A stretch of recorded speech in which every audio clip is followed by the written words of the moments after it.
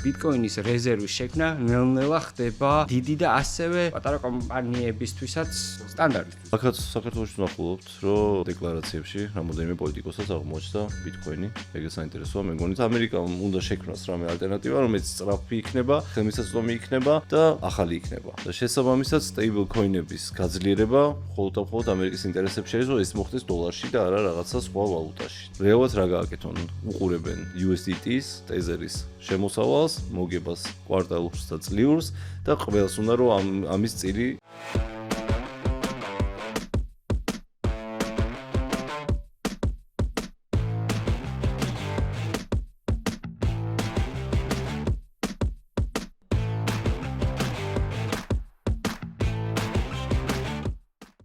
გამარჯობათ, მე ვარ თემო, ეს არის გიორგი და ჩვენ გთავაზობთ Crypto News.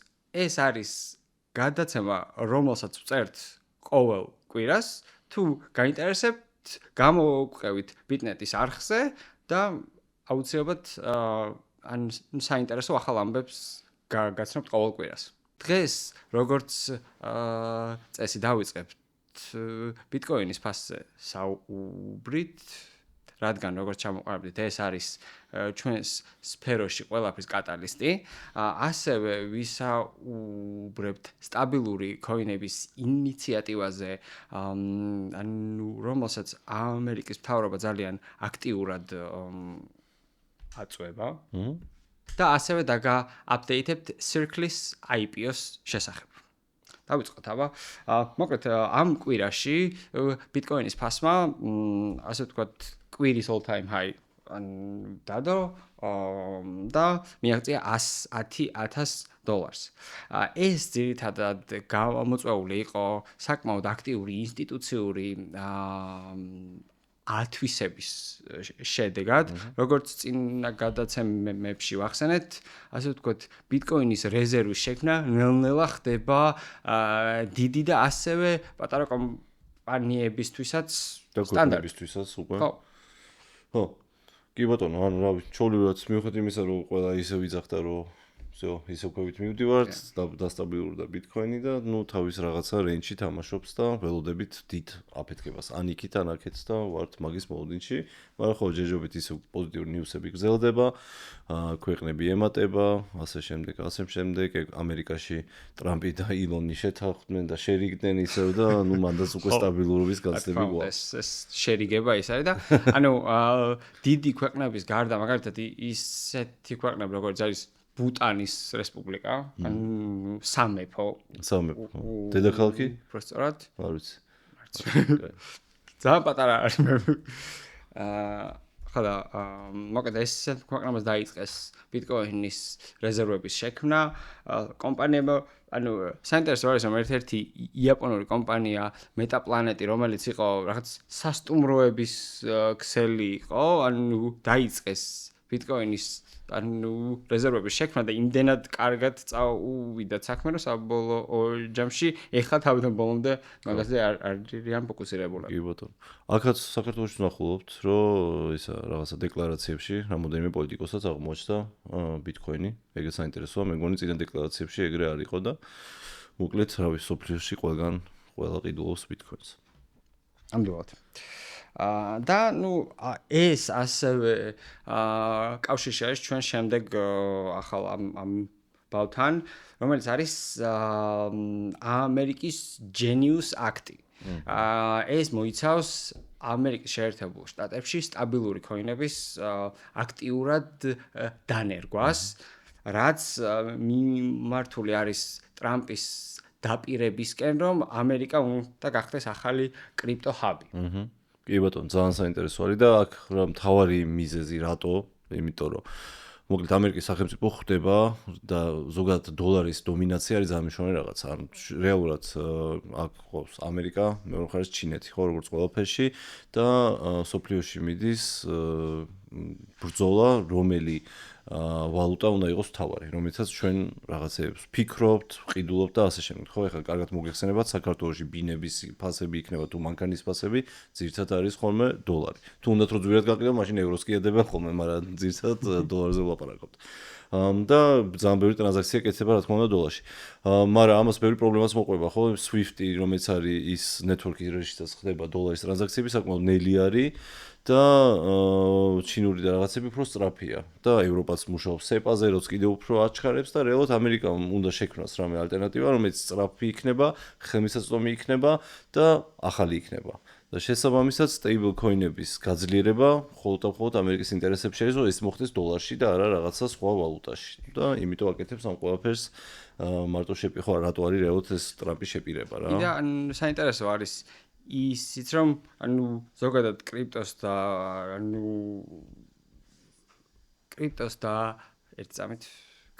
და ტრადიციული ფინანსების ერთმანეთთან კავშირი ძალიან ისეთი აქტუალური გახდა, მაგალითად ეხლა ხანს Stripe-მა, რომელიც არის გადასახადების პროვაიდერი შეიძინა Privy, რომელიც არის კრიპტო საფულეების ძალიან ერთ-ერთი ყველაზე დიდი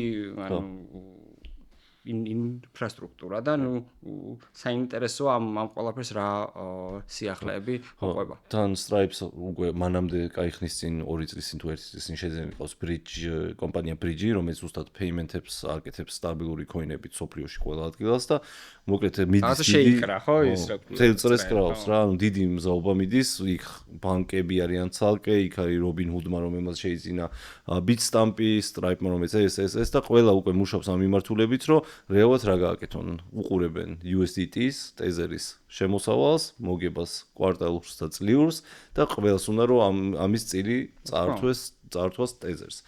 და მიდის დიდი ბრძოლა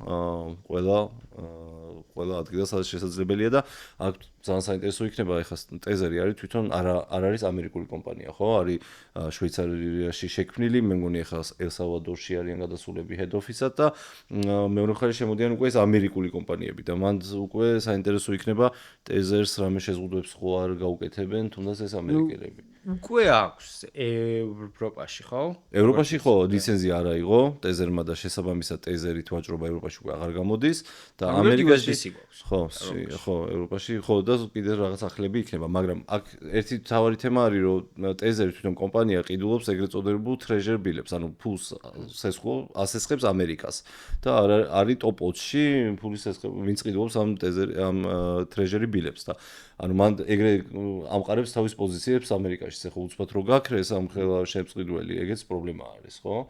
ხო და საინტერესოა რა მოხდება, როგორ განვითარდება. რაღაცნაირად მაგრამ მოთხოვნა რომ ძალიან დიდია, ეგ ვიცით, იმიტომ რომ ჩვენ ვილაპარაკეთ წინაზე და ეს მესამე თემა არის უკვე Circle-ის IPO, ანუ კომპანია რომელსაც გამოუშვა ეს USDC, გავიდა ამერიკის ბირჟაზე და მოახდინა, რავი, ისეთი ფურორი, რომელიც კარგი ხანი არ იყო, არ გვინახავს. 1980 წლის მერე ყოფილა ყველაზე დიდი ზრდა IPO-ზე, რაც კი ყოფილა ამ პერიოდში.